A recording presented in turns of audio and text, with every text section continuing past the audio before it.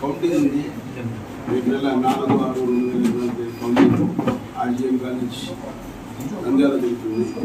దాని సందర్భంగా ముఖ్యంగా ఏమంటే రాజేశ్వరం కాలేజ్ 3-4 రోజుల నుంచి ఒకటి నుంచి కూడా పొలిటికల్ లీడర్స్ ఇవ్వద్దండి. బయట నుంచి పనులు వాళ్ళకి ఎవరు కూడా ఇవ్వకూడదు. ప్రతి ఒక్కరు క్షుణ్ణంగా ఆధార్ కార్డు తీసుకొని ఇచ్చినా కూడా అంటే వాళ్ళకి ఇవ్వకూడదు. వేరే వాళ్ళకి ఇచ్చినా కూడా ఆధార్ కార్డు తీసుకొని పరిశీలించి పొలిటికల్ ఫంక్షన్ కానీ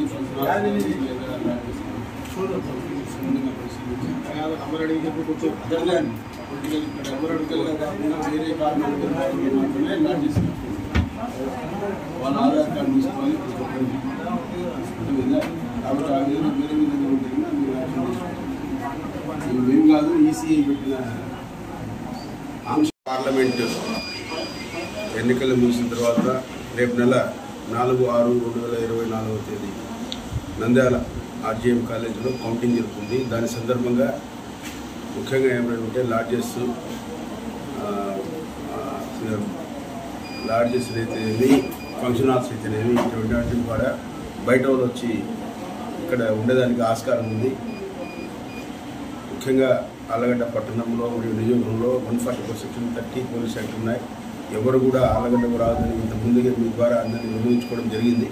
అదేవిధంగా ఇప్పుడు కూడా బయట వాళ్ళు ఎవరు కూడా వాళ్ళ ఇళ్లలో పల్లెల్లోనే ఉండి ఎన్నికల కౌంటింగ్ను గమనించవలసిందిగా తెలుసుకోవాల్సిందిగా కోరుతున్నాం.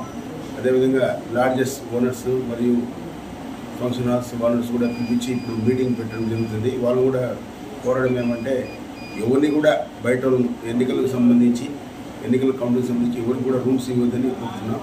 అదేవిధంగా క్రాకర్ షాప్స్ ఉన్నాయి. ఆలగడ్డలో ఒక హోల్సేల్ షాప్ ఉంది. అదేవిధంగా లూజ్గా అమ్మే క్రాకర్ షాప్స్ ఉన్నాయి. వాళ్ళతో కూడా ఇప్పుడు మీటింగ్ పెడతాం. ఎవరు కూడా ఆఫ్టర్ కౌంటింగ్ విజయోత్సవాలు ఎవరు గెలిచినా ఎవరు ఉన్నా కూడా ఎవరు కూడా విజయోత్సవాలు చేయకూడదు.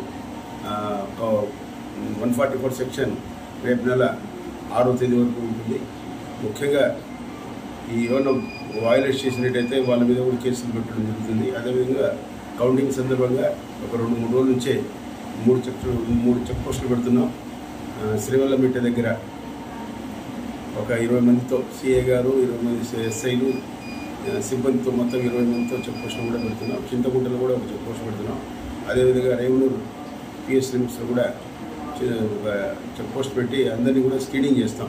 ఓన్లీ క్యాండిడేట్స్ మరియు వాళ్ళ ఏజెంట్స్ మాత్రమే నంద్యాలకు పంపడం జరుగుతుంది. అదేవిధంగా ఆలగడ్డ పట్టణంలో తెలియదు ఎక్కడైనా 144 కూడా 40 కంటే ఎక్కువ కూడా ఉండితే వికెట్స్ కూడా సుమారుగా సమస్యాత్మక గ్రామాల్లో 21 వికెట్స్ను కూడా వేయడం జరిగింది. అదేవిధంగా ఎస్ఐలు సిఐలు టౌన్లో నేను కూడా క్యూఆర్టీగా ఒక్కొక్క మంది 10 మంది ఉంటారు సిబ్బంది.